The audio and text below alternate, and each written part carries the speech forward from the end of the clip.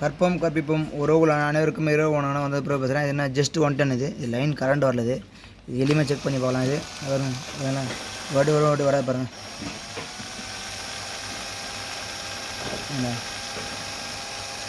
நம்ம டேட்டா போட்டு பார்த்துலாம். இது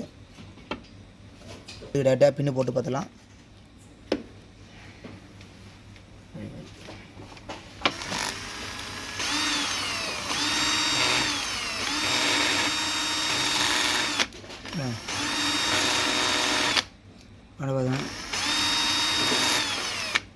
நம்ம செக் பண்ணலாங்க எளிமையாக. அது அடுத்து என்னன்னு கேட்டிங்கன்னா இந்த மாதிரி செக் பண்ணலாம்.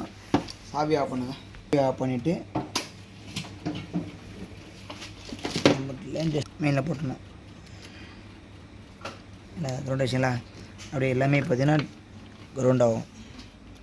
கிரவுண்டு ஆகுங்களா. இது வந்து நான் ஒரிஜினல் கிரவுண்டு. இது ரிட்டன் மெயின் கிரவுண்டாக தான் காட்டும். இந்த மாதிரி நம்ம செக் பண்ணால் போதும். டிசிஐ வராது இதில்.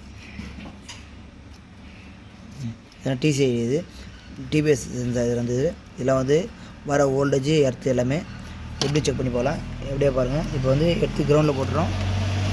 டீ போடுறோம். இப்போ மெயின் செக் பண்ணிக்கலாம். மெயின் வருதா